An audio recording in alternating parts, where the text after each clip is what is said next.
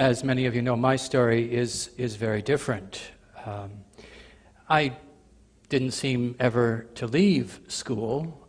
Not that I was ever that good a student. It was grade 13 and then a few blocks down the road to Victoria College for a BA degree, and after 3 years, a couple of steps across the quadrangle to Emmanuel College for 3 more years, and finally out, and it was out. It was escape. It was finally putting all of that stuff behind me, because all the school stuff was for me a means to an end.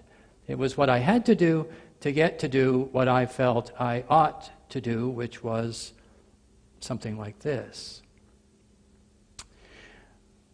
And like a lot of people who are very intentional about their education, and especially when it happens cumulatively, that is, there isn't a break from it, there isn't a lot of real-world experience along the way, graduation was a real sense of closure. It was about the end. It was the end of that part of my life, because I didn't have to do that anymore.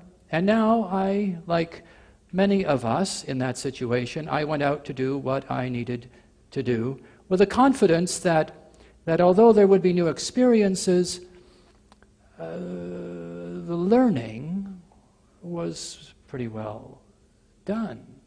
After all, that's why they gave me this, right? It didn't take long before I was smacked in the face by the hard truth about how much I didn't know. The Ascension story, there's so much in that story. Peter and I and Ken and Cliff and Bill and Lloyd and many others could preach on different aspects of that for the rest of the week. But in the context of what we're doing here this morning, it's interesting that in that final conversation with his disciples, Jesus did 3 things. He taught them, he opened the scriptures to them, he sent them, he told them what to do, and he blessed them. Now there is a good description, very brief, concise description of essential elements of Christian discipleship. We all know about being sent. We all know about work to do. I mean, this congregation especially, oh my goodness, these people work so hard. You people work so hard. Talk about volunteers, all the rest of it. The things that this congregation has done in its 55-plus year history, and other things that you have done individually in your own ministries, your own personal pilgrimages of faith. So we know really good. We're really good about the doing stuff, to do what we believe we're supposed to do. And blessing, well, we count on it. We count. That's why we're here this morning, right? Especially when we come to the table. This is all about blessing. We count on the blessing. The one piece of that formula that's so easily left out for us is the teaching, the learning. Well, I think eventually, it took a long time, I, with God's help, was able to learn the importance of learning.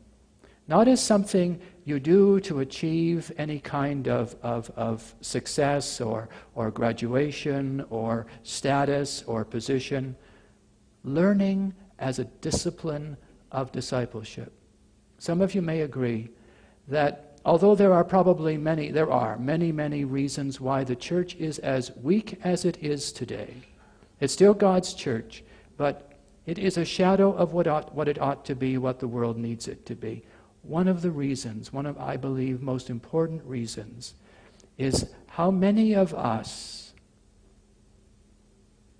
understand the learning component of Christian discipleship in the same dumb way I understood education for ministry.